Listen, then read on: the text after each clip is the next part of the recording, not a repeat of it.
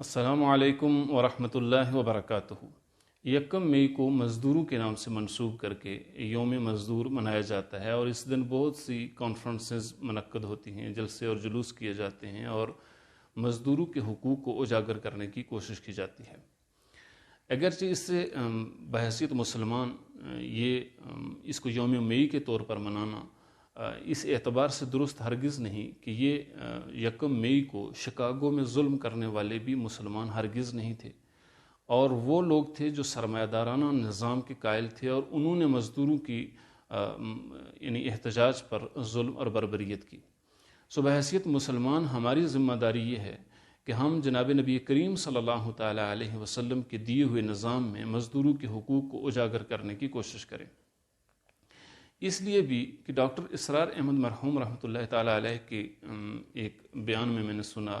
کہ وہ فرماتے ہیں کہ یوم مئی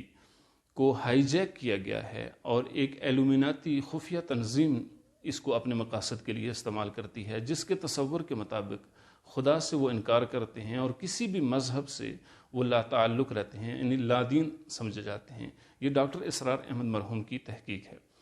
بہرحال بحیثیت مسلمان ہمیں اس بات پر زور دینا چاہیے اور اس بات کو اجاگر کرنا چاہیے کہ آپ صلی اللہ علیہ وسلم نے مزدوروں کے جو حقوق بیان کیے گئے ہیں ان کی ادائیگی اور ان کا شعور دنیا تک پہنچانے کی کوشش کاوش کرنی چاہیے۔ اس لیے کہ آپ صلی اللہ تعالیٰ علیہ وسلم نے فرمایا بلغوا عنی ولو آیا، اگر ایک بات بھی آپ کے پاس میری ہے تو وہ اس کو دوسروں تک پہنچاؤ۔ تو جب ہم یوم مئی ہی منا کر خاموش ہو جاتے ہیں کہ اس سے مزدوروں کو حقوق مل جائیں گے،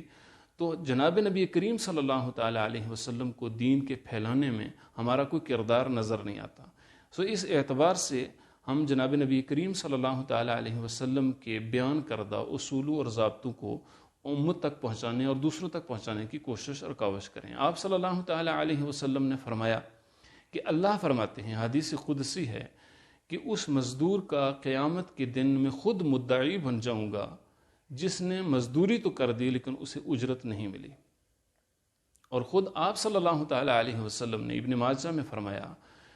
کہ مزدور کو مزدوری اس کے پسینہ خشک ہونے سے پہلے ادا کر دی جائے۔ یہ تصور کسی بھی ازم میں آج تک موجود نہیں ہے۔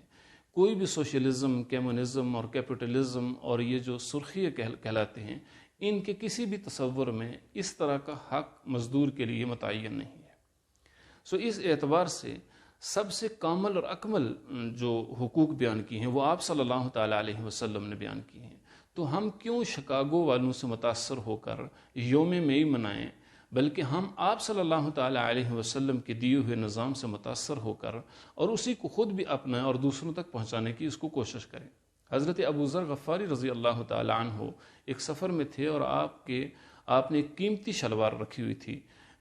شال رکھی ہوئی تھی اور ایک چادر رکھی ہوئی تھی، اور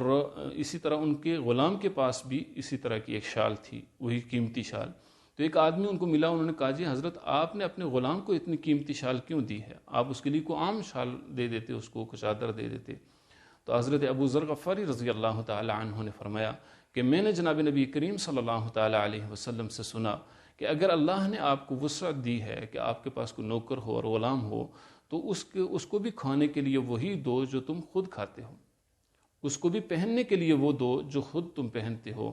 اور اس کو کسی دشوار کام میں مبتلا نہ کرو، اور اگر پھر بھی وہ کوئی دشوار اور مشکل کام اس کے ذمہ لگ جائے تو اس کی ادائیگی میں اور اس کے کرنے میں اس کے ممد اور معاون بن جاؤ۔ یہ حقوق کسی اور ازم میں مزدور کو نہیں دیے گئے۔ ہماری ذمہ داری یہ ہے بحیثیت مسلمان کہ ہم آپ صلی اللہ تعالیٰ علیہ وسلم کے بیان کردہ حقوق کو دنیا کے سامنے پیش کریں اور دنیا کو اس پر لانے کی کوشش کریں، نہ کہ ہم ان سرمایہ دارانہ اور جاگیردارانہ اور کیپٹلزم اور سوشلزم سے متاثر ہو کر ان کے یوم مئی منانے کے پیچھے لگ جائیں اور اس تحریکوں میں شامل ہو جائیں۔ ان تحریکوں میں شامل ہونے سے آج تک کسی مزدور کو پورے حقوق نہیں مل سکے، لیکن اس تحریک کا فائدہ بھی کچھ نہ ہوا۔ اگر ہم آپ صلی اللہ تعالیٰ علیہ وسلم کے بیان کردہ حقوق کو دنیا کے سامنے پیش کریں گے تو وہ حقوق جتنے بھی میسر آتے رہیں گے وہ ہمارے لیے دارین کی سعادتوں کا ذریعہ بنیں گے۔